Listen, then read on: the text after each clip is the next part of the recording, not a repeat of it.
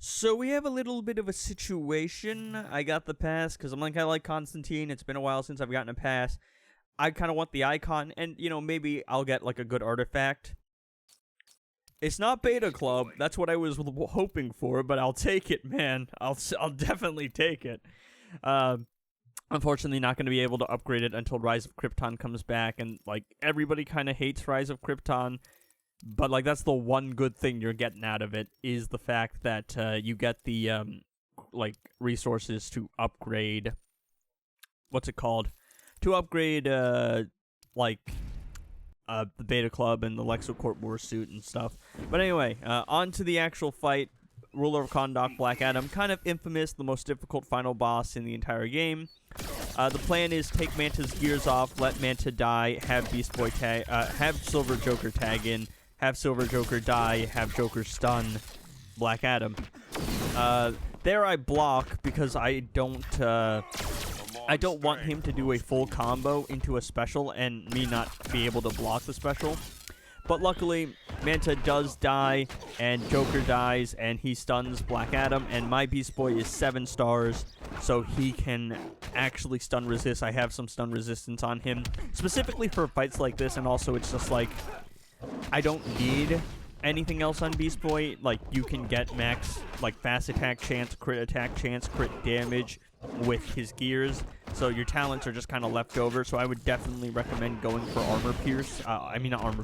resistances, excuse me. But yeah, this is the gameplay loop, essentially. There are other options now because Scorpion's got reworked and DC Universe Superman is in the game now. He's also not immune to freeze, so Killer Frost could help you out a lot. But this is kind of the old-fashioned, like, tried-and-true method for countering Black Adam. Also, amazing rewards for actually surviving the worst boss in the game, man. So, yeah, that's how you counter Black Adam, generally speaking. There are other options, and I'm probably going to be trying some of those other options in the future just to see, what does work, what doesn't work. Alright, what was I going to say? Yeah, generally speaking, your Manta will die on the first tag in, but it's just my Manta is 7 stars, and he's 4 stars ascended, so he's very tanky, even without gears. So I have a little bit of difficulty getting him killed. Also, like, the AI is weird. It's like, if you attack them first, they will automatically start doing stuff. If you just sit there and wait for them to attack you, for some reason, they'll do absolutely nothing. It's a weird thing that the game has. But, now I'm just like, well, I like playing Raiden, so I'm gonna play Raiden Raven. Thanks to my boy, Moondy Prodigy, he told me that, Twin Blade only affects basic attack hits, which I was a little familiar with. I'm pretty sure, like, because all of the Twin Blade values are white, it never actually crits for some reason. But what I didn't know is that Twin Blade doesn't actually synergize with fast attack hits, which is weird. Twin Blade is a good artifact. I would say it's still probably the best for Arena just because it lets you cut through barriers. But it's a very weird artifact because it's got a very strong synergy with like incoming damage. But it's got a weirdly weak synergy with damage buffs, and it doesn't stack with crits and lethals if I'm not mistaken. And it also doesn't stack with fast attack hits, so it's very weird. But yeah, so instead of using Justice League Flash, I'm just going to use classic Wonder Woman. From what I'm pretty sure, because the Twin Blade doesn't actually crit, that's why the values are always white. It's not going to affect the Twin Blade values, but it's going to affect Raiden's actual hits. So it's definitely going to be beneficial anyway. Also, I get a little bit jittery there, and I tap the special one before actually letting the tag in register. So Raiden did his special one, and I lost Darkness, which is going to extend the duration of the fight a little bit, but it's not going to be too bad because Raiden and Raven is a very powerful team, and even though I only have level 8 passive stat artifact, it's still not going to really be that much of an issue. But yeah, if I hadn't messed up there, we could have probably been looking at a sub 2 minute KO. Yeah, I mean, that's the whole classic Wonder Woman thing. I think I'm going to redo the free-to-play team video because I think that there are some adjustments that could be made. And again, I made that video, like, spur of the moment. I'm probably going to remake it once I get to, I want to say a level 9 passive stat artifact, maybe level 10 passive stat artifact. Because you need, like, a decent amount of passive stats to actually one-shot with most teams. But yeah, we'll see there. Anyway, Scorpion. This team is stupid. It's a terrible idea, by the way. Because Killer Frost is going to give you a 400% damage buff. Zatanna is going to give you a 300% damage buff. And then Crown is going to give you even more of a damage buff. But you don't need it because 1300 damage actually doesn't mean anything. Because Injustice 2 Mobile's got, like, a diminishing returns thing. So, here it would have definitely been better to run Gemstone. I think having Gemstone here would have just been insanely overkill. But, I kind of wanted to use Crown. I don't really use Crown all that often. So I went, you know, it's worth a try with Scorpion. Why not? You know, I've got resources to spare. This is because the cleanup fight with Captain Cold took 2 tries because I went, I don't really want to use any overpowered teams, so yeah, it took me 3 fights to get rid of Captain Cold, but it took me 1 fight to get rid of Darkseid and 1 fight to get rid of Black Adam. So yeah, that's what I get, man. I could have made things so much simpler for myself, but I decided not to. Also, another reason that Zatanna and Killer Frost don't synergize well is Zatanna stacks her damage buff by power stealing from the opponent, but the opponent actually needs to power generate for you to be able to power steal, and when they're frozen by Killer Frost, they don't generate power. So this is literally just basically making myself do more work than I really need to. So I'm over here like, alright, let me stack the Zatanna damage buff by power stealing and using Puppet. And then let me stack the Killer Frost damage buff by freezing the opponent and hitting them every now and then. And then let me stack the Crown damage buff by using specials with Scorpion. This could have very easily been avoided if I just ran Puppet normally, or if I ran, like, Gemstone. My point being, don't use this team. It's a terrible idea. I only did it because, well, why not? It's kind of funny. But if you actually care about game progression, please don't use this team, guys. I can't stress how bad of an idea this is. But it is quite funny. Being able to stack so many damage buffs and being able to permanently freeze the opponent. I don't really like using Killer Frost with Scorpion just because Scorpion is so ridiculously overpowered that he doesn't need Killer Frost, and there are characters that need Killer Frost more. So yeah, I mean, that's kind of my 2 cents. And, like, the rest of this fight is literally just me popping a hotspot, me doing a little bit of combo, me freezing the opponent. And it's like nothing's going to go wrong here. The infinite freeze, I'm not using Puppet, so I can't lose the power. And the fact that even if she does manage to get a super move off, it's a tier 1 boss, I'll live. And finish off in style. Yeah, I mean, it's different, so I'll give it that. It's kind of funny. Yeah, I'm sorry, I just don't have the most stuff to talk about. There's like a few things to address here and there, but it's not like insane, because I'm not breaking down all these different teams and their synergies and why they work. But yeah, so here we have what's her name? Harley Quinn. Yes, Heartbreaker Harley. I mean, I've done 2 billion with EPI, so I was like, you know what? Let me try Twin Blade, Harley. And I'm missing a gear piece for Harley because the League of Anarchy gear set hasn't been, like, gear chest hasn't been seen for a year. And they said that there would be a Heartbreaker Harley challenge for Valentine's Day. And that might have been true in the past, but I'm just saying, it wasn't here for 2025. And not that it really matters, because you can just use EPI. You can use EPI without Harley. Like, she doesn't even really need to be there for the most part. Unless you're fighting a dot-resistant boss, because Harley reduces dot resistance. But if the boss is dot immune, just stay away from them. League of Anarchy needs to do dot to actually be viable. Yeah, so I was just like, all right, for the sake of trying something different, we're gonna try Twin Blade Twin Blade Harley. Yeah, I'm trying to record this video before I go to class, and it's currently like 12 o'clock, and my first class is at 1, so I'm trying to do the voiceover for this, and then set it off to process, and then take a shower and hop off to class. But yeah, I mean, like, it's very similar to EPI Twin Blade Harley. It's just because, like, the dot from EPI is calculated as a Twin Blade value, which is another reason it's very weird. Yeah, I mean, it's an insane, like, League of Anarchy is already insane. You throw, like, Twin Blade, you throw Gemstone on top of that, it's just overkill, but it is quite fun. And really, I'm just trying to try a couple of different things here.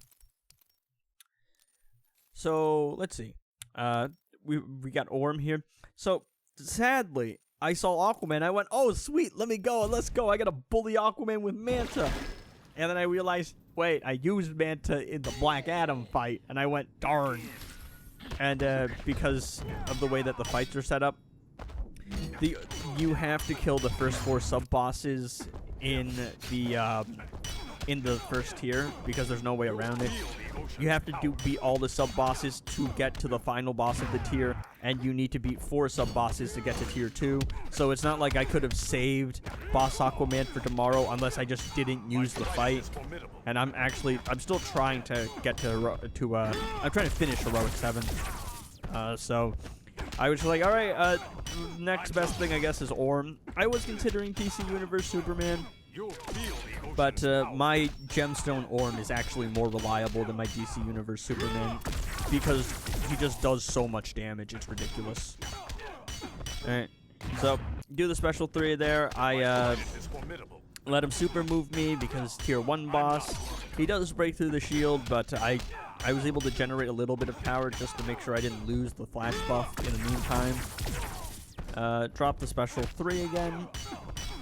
Yeah, no, like, Orm having his special 3 disable lock is just one of the nicest things in the game, because I can go immediately for a full like, I can 3-stack Gemstone, do 2 special 1s, and then I can do a full 40 combo and do a special 3.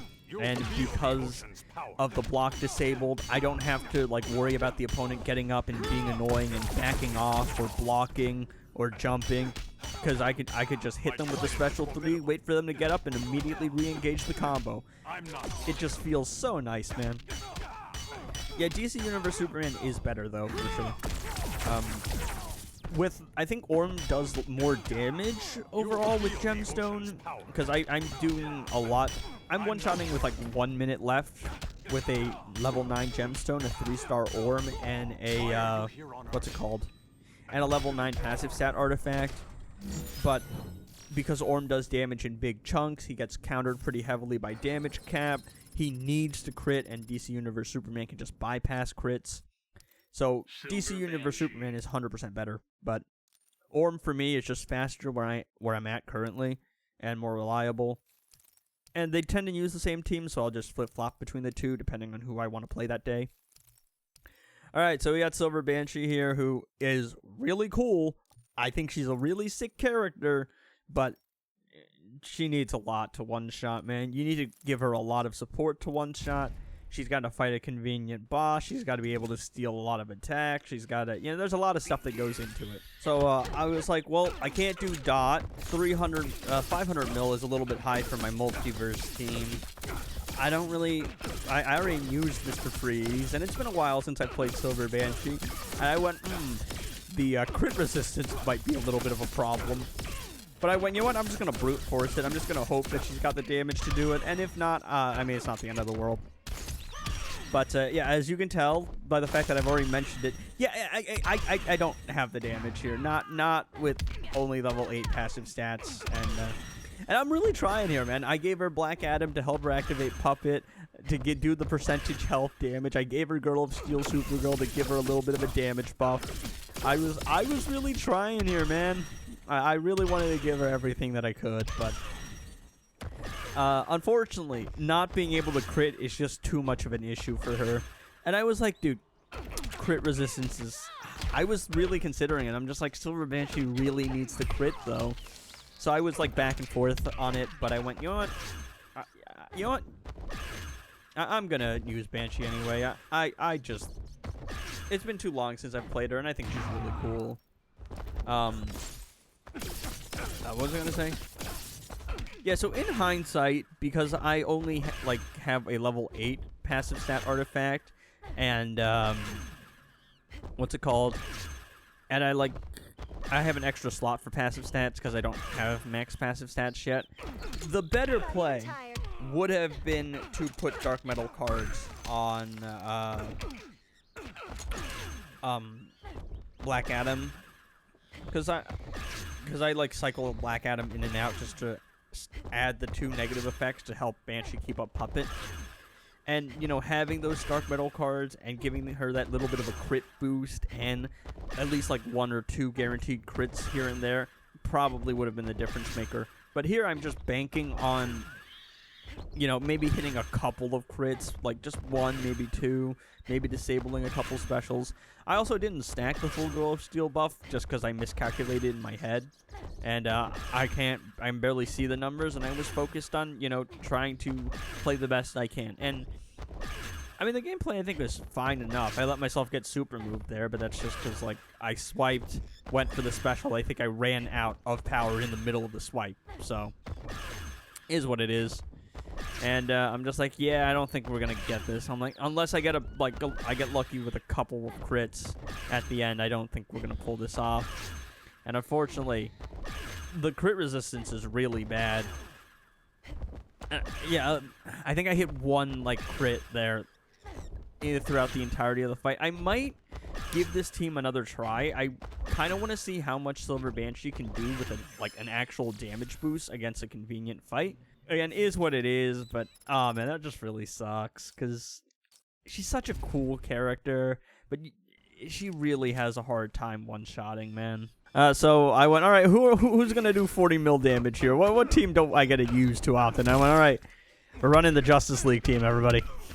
So we got Twin Blade on Justice League Cyborg, and we got Gemstone on Henry Cavil, just cause. It's 40 mil damage. It really doesn't matter. I just went, let's see. And Justice League Flash to give me a little bit of a extra fast attack hit. I mean, it helps me stack Gemstone. But I was like, well, I don't really think I need Aquaman for armor pierce because my Justice League Cyborg has Twin Blade, and on top of that, he's got like 72% armor pierce, I think. I got 3 epic talents of it. So I went, I'll just go Justice League Flash, I guess. It's not like the other characters really help all that much. But yeah, I was just like, alright, let's go. 5 gemstone stacks. DC Universe Superman. Oh, let's go. I gotta use the special ability and actually heal myself a little bit. That's cool. But yeah, I mean, like, it is very much just a messing around cleanup fight. I put the cleanup fight at the end because I'm like, anybody who's stuck around this long is probably just watching for personality. Anyway, thanks for watching, everybody. Hope you enjoyed. See ya.